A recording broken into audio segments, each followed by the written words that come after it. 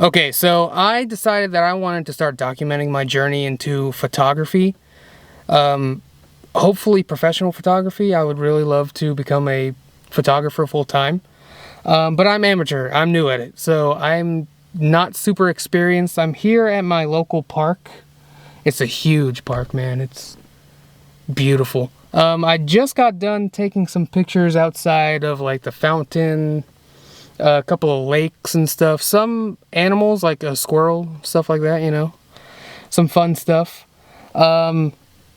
And now I'm gonna head over to what's called the Japanese Gardens. It's a little area full of like it's Japanese themed. It's really beautiful, so I want to get some cool shots of that. Yeah, I haven't really decided if I'm going to go into nature photography or wedding photography or portrait photography. There's a lot of different avenues that I could go down, and I'm not exactly sure which one I want to do. So, yeah, this is kind of an experiment, and this is what I wanted to do. So, yeah, I'll see you in a bit. Okay, so after a wild goose chase and a little bit of a detour that Google Maps took me on, I had to exit the park, go down the main street, take a U-turn, and come all the way back just to get here.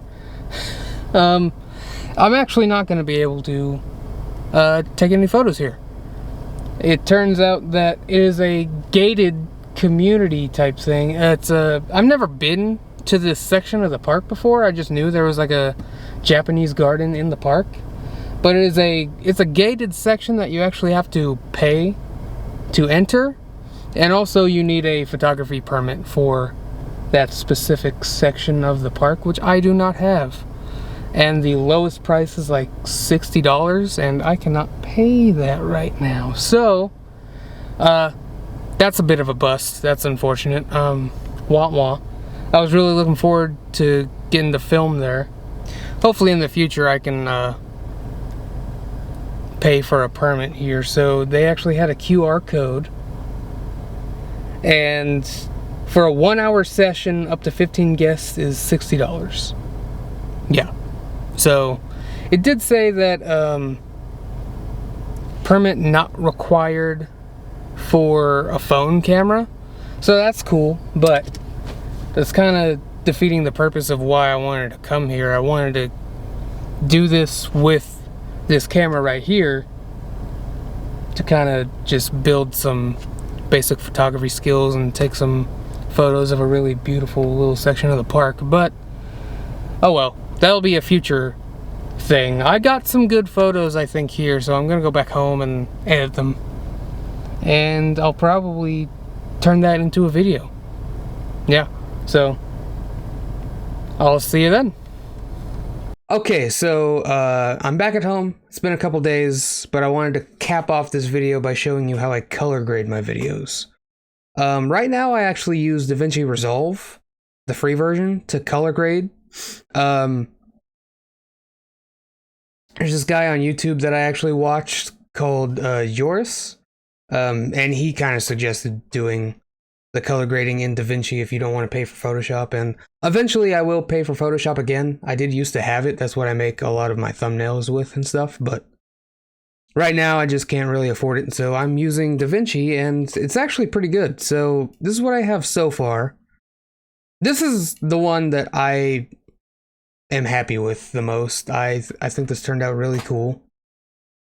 I love the framing of the shot and the colors. I really love it. This lens is beautiful. So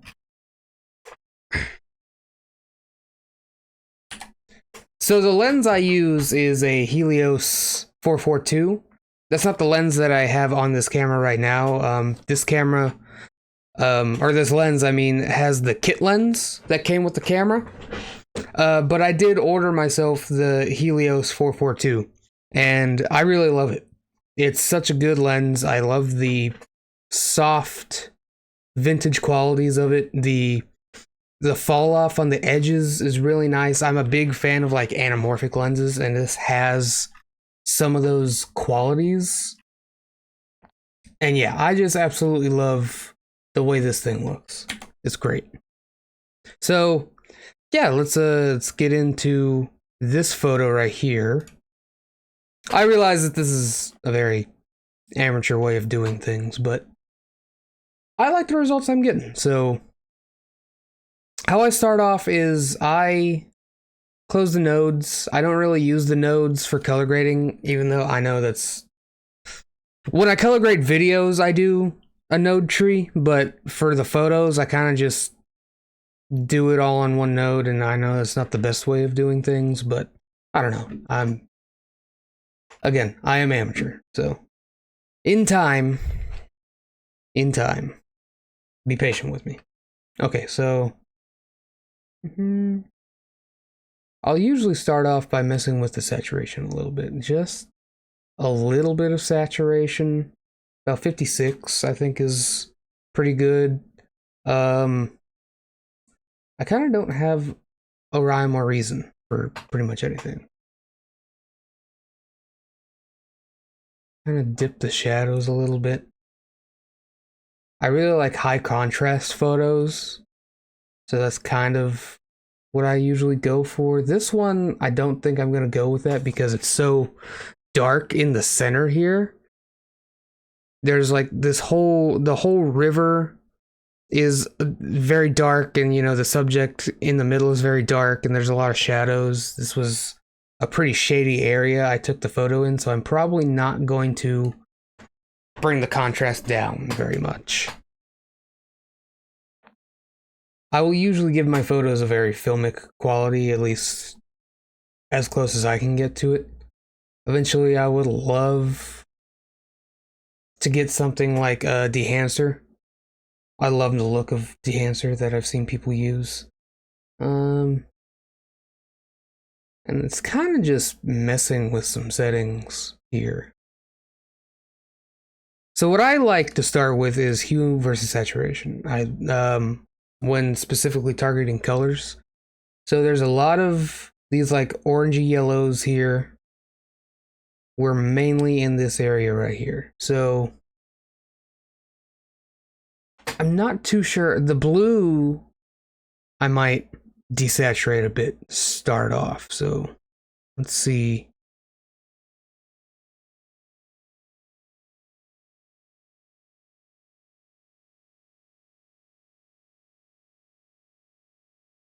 Oh.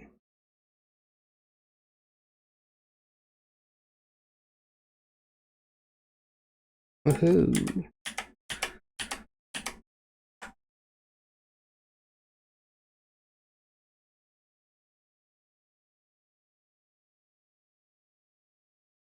Kind of desaturating that blue.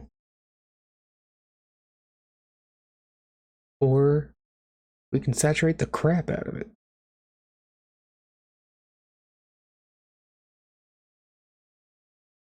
This is something that I'm just gonna have to experiment with.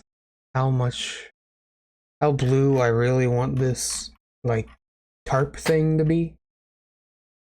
I don't know.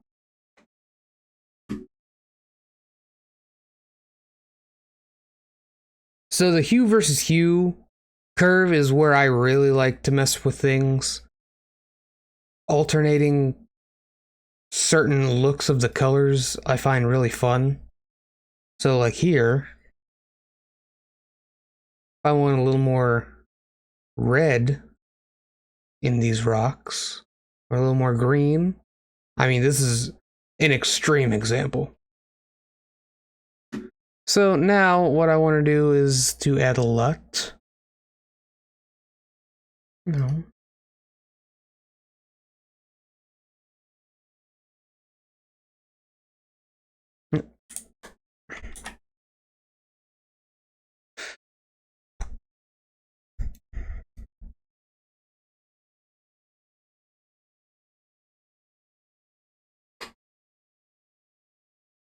I want to add a LUT to a new node just to experiment with what I'm doing. Film looks. Like I said, I love the film looks. I'm liking this one, the Kodak D65. I kind of like that. Alright, so after a little bit of tweaking, here is the original photo. that I want to show you. So this is with just that LUT. Not a great look. Don't love that. It's very faded and gray. And then this is with the color grade that I did, and then this is with the color grade and the LUT. I really like it. I'm into it. Again, very filmic. I love like the pinkish hues in film. When you get a good like daylight shot, when you have those like pinks and greens in there, I really love that look. So that's kind of what I went for here. And I'm into it. So we want to go back to the timeline. All right, so what I'm going to do now is I'm going to go over to File and export it as a still. I'm going to name it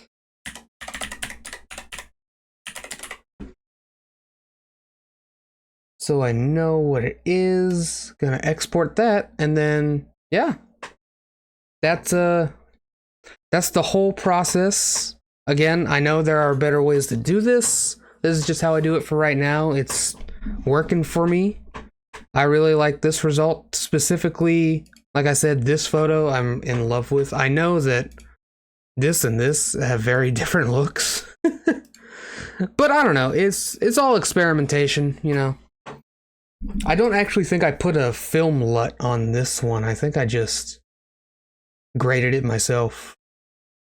And then I boosted the shit out of the saturation. But I kind of like it. I don't know. Like I said, I'm very happy with how these things are turning out. And so, yeah. This was just the first video I wanted to make in my photography / filmmaking journey. I've said in the past on my other channel that I want to start doing filmmaking.